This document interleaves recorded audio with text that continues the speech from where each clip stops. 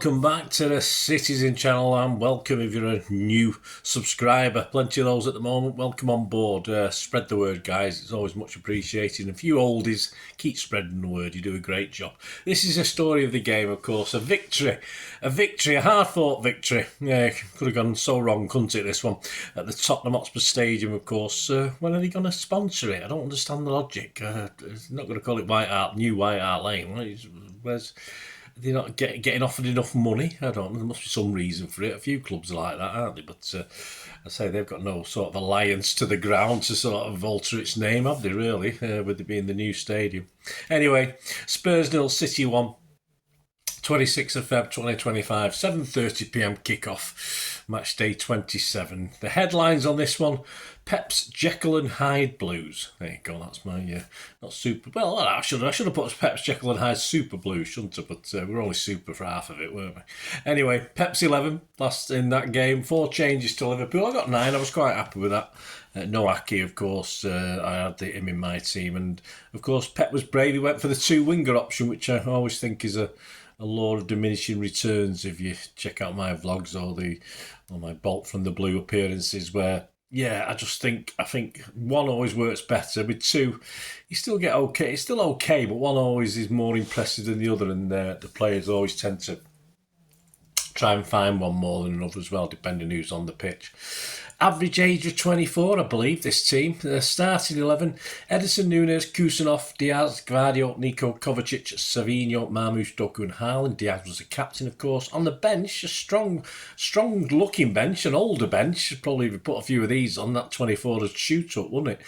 Ortega, Aki, Grealish, De Bruyne, Gundo, Bernardo, and perhaps not so much for these 3, Foden, Lewis and McAtee. Ange also started with a youngish 11. Some names on the bench we were happy about that weren't playing, actually, so an interesting tactic from Postecoglou. Did it work? Not particularly. He made a raft of substitutions to bring some of his old guard on, of course, but I thought they'd been looking pretty devastating before he even did that, so I didn't see that. I think he missed a trick there yesterday, or last night, as well. I'm recording this. Spurs 11, anyway. Vicario, Porro, Gray, Danso, Udogi, Bergvall, Bentancur, Maddison, Johnson, Tell and Odegaard, and the bench included such the likes of Bissouma, Sarr, Kulusevski, Werner, Son, and Spence, who's been pulling up trees apparently this season so far. Only a young lad, but has been doing really well. So interesting choice from Postecoglou. It certainly looked as though it was all going wrong for him in the first half, because we absolutely were excellent. And the story of the game, the first half, I call this the good. Therefore, Dr. Jekyll, isn't it? I always thought Jekyll suited the scary side more than the other side, but it depends which way you look at it. The good might be the guy who's sort of ripping into everything is really nasty. I mean, that can work in football, but for the means of this story of the game, I'll call the good first half Dr. Jekyll. 8 minutes, a chance for Erling, but he's leaning back and readjusting backwards to take a cross that was into the box, and his shot is fairly tame as Vicario has an easy save to make, and it followed some steady build-up play, and Savvy played in Nunes on the overlap, who crossed in Haaland's zone, but slightly behind him. So probably could have done better, but I say he couldn't get a lot of power on it. But it didn't take long to get the goal on 12 minutes, did it? It's Tottenham 0, City 1, and it would stay that way, but there'll be a lot of incident in the meantime. Doku glides inside the area from the left, threads a ball along the box and dissects 5 white shirts. I think it took a slightest of deflections to find Erling Haaland, so he's not going to get the assist, which I think is a bit unfair, really. And Erling was unmarked in the middle, stays just onside. He's on hand for a nice, calm side foot finish into the bottom corner. His 20th league goal of the season. It follows smart play across again the diagonal of the pitch. We did that a lot last night, right to left with Savvy and Haaland initially involved as well, then rolled on to Nico, who supplied Doku, of course, went back to Haaland, who managed to get himself back in the box. 21 minutes, City again left to right diagonally along, Kusin off a neat flick by Nunes to Kovacic onto Nico, who finds the ever available Doku, jinks across, doesn't release, he's sort of jockeyed out of the box a little bit, and from the edge of the D or just inside the D, attempts a shot into the corner, but Vicario is equal to that one, not enough power on it. 28 minutes, Doku again plays it across the box. It was the Doku show, wasn't it, for an unmarked Savvy. We expect the net to bulge, but Savvy, even though it's set up nicely from a few inches off the floor, just put your foot, just side foot it into the net. The ball sits up and he just smashes it over the bar. Should have really done better with that one. I think Savvy, he has scored goals, we know that, but he needs to work on his finishing. 30 minutes, Marmouche does well over at the corner flag, comes out with the ball though. Both him and the Spurs player are on the floor at one stage. I expected the Lino just to put his flag up one way or the other for us or them, but he never came. He manages to get it back to Savvy. Then again, working from right to left, Nico then gets it across to cover onto, yep, you guessed it, Doku on the left, who finds Haaland 10 yards out, middle of the goal, but Vicario saves it. Perhaps the big man should have done a bit better with that one as well. It's sort of straight at him. He probably should have hit it a bit higher and to one of the sides of the goal, but hey, there you go. He scored one. We can't expect too much, can we? Yeah, probably can. 45 minutes from nothing, really. Ederson springs to tip over a Danso header after a Spurs free kick into the box. That was a warning for the second half. We knew if one was needed. We knew they were going to be better in the second half. You can't be as poor as they were in the first half. And we should have been a minimum of 2 or 3 goals ahead at that stage. Spurs was surely not going to be that poor again in the second 45. And Postecoglou has some more experienced players, of course, to bring on off the bench. Some who seem to love playing us as well. Yeah, they turn into prime Maradona and Messi when they play against us, some of those players on the bench. So on to the second 45. And the bad, this is the Mr. Hyde. We always think should be the good, but there you go. 52 minutes, Doku high and wide. Then it was almost all Spurs after that. As you look a totally different animal, 56 minutes, their first great chance to get back on equal terms. Porro down the right plays a dangerous ball into the box. It's sort of missed by the first Spud player, but Odebert's at the back and seems to be look as though he's going to get it and siphon it in the net. But as Nunes stretches at fresh air to get to it, perhaps he put him off, I don't know, but can't get his feet right and ends up putting it wide of the post with Ederson still scrambling to get back, even on the near post. 61 minutes, this time down the Spurs left. Odebert goes on a run and cuts inside to the edge of the box. His shot is deflected. A little bit of discomfort in the air as it sort of keeps high and Ederson comes across and palms out for a corner with the Spurs player there as well. And then from the second resultant corner, I think they had a corner that we managed to block and go out for another one. From that second corner, Bentancur gets a free header. Simple, easy, and we've got some big lads in that defence. I noticed last night it's a lot bigger defence last night. A lot bigger lads defending free kicks, but we still got beat in the air.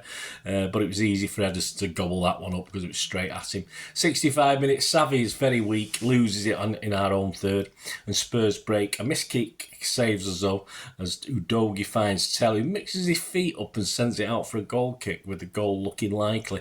Though Nunes may have got something on it, I'm not too sure. I was listening to Alistair Mann later on when I got home. Commentary of the game, he thought he might have got a little toe to it to put Tell off, so another escape. And strangely enough, even though they're in the ascendancy and doing really well, Postecoglou decides to stick on some of his the guys off the bench. Now, I thought that was a big mistake because I thought they were playing really well.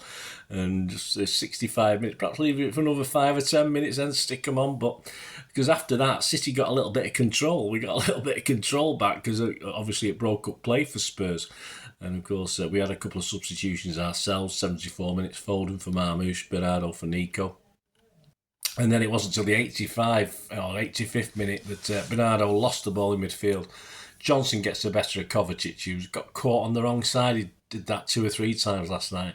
And sends a great ball. Son's in the right position on that edge of the 6-yard box where he can sort of flick it towards goal, and normally it'd go in, but an excellent save by Ederson to stop it. And of course, Diaz tidies that one up and kicks it away. And that was a really last big chance until obviously the last minute of the game. In 90 minutes, we got Namakati for Savvy, Grealish for Doku, Gundo for Cover, just to break up the game again. Nothing wrong with those tactics from Pep. But with 5 minutes injury time, we get into the 96th minute. And of course, Haaland does very well on the left, feeds Foden, who does a little dink over the top, and Erling sort of batters his way through the two defenders as the ball's hitting tops of arms and God knows what from the defenders and Haaland. So it's not just Haaland, and of course he puts it beautifully into the net. But the VAR check, I don't have to go into great detail, do I? But I mean, do we?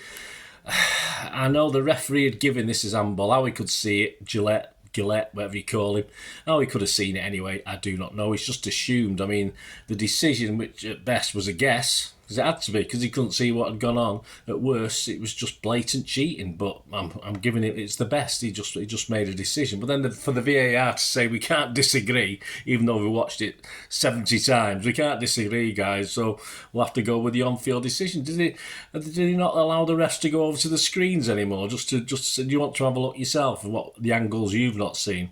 Even if Gillette had said, yeah, it's still not a goal, I mean, do we not have that option anymore? I'm totally confused. But then the laughing thing about it was I was talking to Mike on Bolt from the Blue, and they get the free kick, which the keeper just passes to a defender. But I noticed at that point in time, when I watched the game back, there was 4 City players in the Spurs half. Now, all they were going to do was why are they there? We're going to press? Are we going to press when we know all they're going to do is launch it into our half? And that's exactly what they did. So we've got 4 City players out the equation straight away.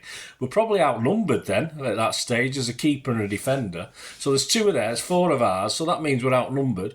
And of course, they very nearly stick one in the net, and we, our pathetic defending or our line that we left, and just put 10, 11 men behind the ball. Does it matter really with a minute to go when you're winning 1-0 in a game like this? And of course, Spurs did almost do it. Brilliant little flick on from Son with his head from across. And of course, I think it was Porro who crossed it in, and a Sarr header that went well over the bar, but it could have been such a different finish. And imagine that. Imagine if it had gone 1-1. I would have climbed that cock end, it called, at their place and jumped off it, I think, if that had gone in. That would have been debilitated, to say the least. So there you go, Jekyll and Hyde City, a real tale of two halves, the old cliche. We could have been out of sight in the first half, and yet Spurs will be disappointed not to get at least a draw out of this, or even a win, as City had no clue for most of that second half. No control, no possession, chalk and cheese from Pep's boys. All the superlatives we can say, and no changes by Pep till later on as well. But fortunately, Postecoglou's changes affected the game perhaps more than Pep's did. Of course, after we'd given a handful of chances for Spurs to score, they just didn't take them. Stats, City, Spurs and City. Shots, Spurs 11, 6 on target, probably mostly in the second half. City 12 shots, 5 on target, probably mostly in the first half. Possession 45% for City. I've not seen it us be beaten on possession for a while like that. There probably have been one or two, but I can't remember. Passes 512 for Spurs against our 412. Again, less percentage accuracy of passing. We both did 87%. That's well below our best, at least 5% below when we're firing. I'm sure that would have been higher in the first half. It's just we couldn't get any sort of control in the second half. Fouls 12 from them, 15 from us. Yellow cards, 3 for them, none for us, even though it's fairly physical. We probably did deserve 1 or 2, and Spurs fans weren't happy, but I sod them. Offsides, none for them, 3 for us, and corners, 8 for them and 3 for us. Great stat on after this one. And Angie Spurs have only lost and failed to score in the home game 4 times while he's been there, and 3 of those games were against City. There you go. So interesting stat. So no double or unique third-time victory over City in the same season for our Spuds. That's typical. There you go. Got to be happy with that, haven't we? We didn't want them to have that over us. Man of the match, I think everyone agrees, Doku. We'll have a quick look at the newspaper headlines in a minute. The table. This leaves Spurs 13, 33 points from 27 games, ahead of United on goal difference. We're back in the 4th spot, a point behind Forest, who drew at home with Arsenal, and City is 7 points behind Arsenal. So, we can think about grabbing them, can't we? But a Liverpool win over Newcastle takes them, although it does us a favour, with Newcastle competing with us for top 5, takes them 13 points clear of Arsenal. May as well give them the title now, guys. Some headlines.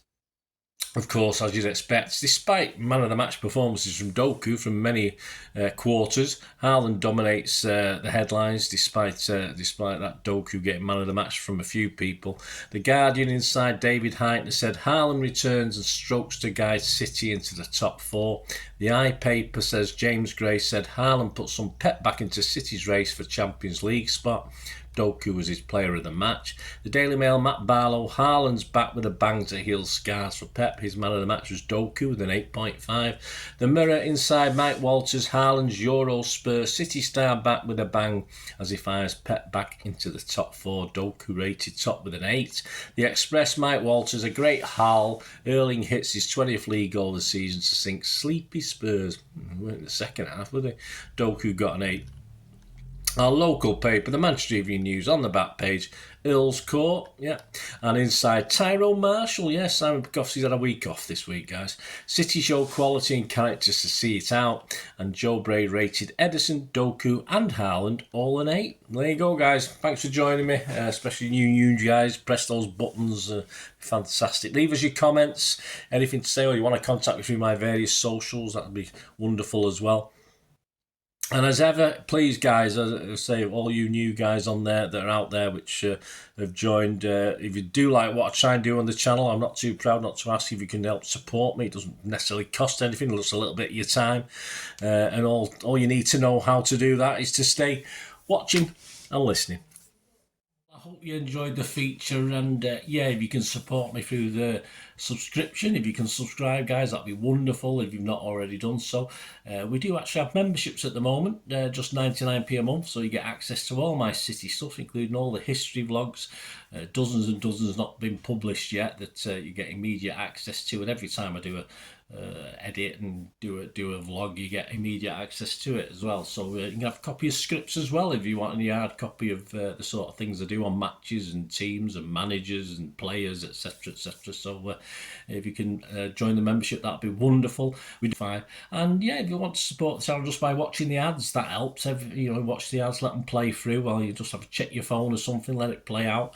And of course, if you follow any of the links, that always works as well. If you follow a link to one of the ads and you fancy something, I've done it myself. I've followed a link and actually purchased something from another organisation. But it can happen. It can happen. Not all ads are stuff you're not interested in.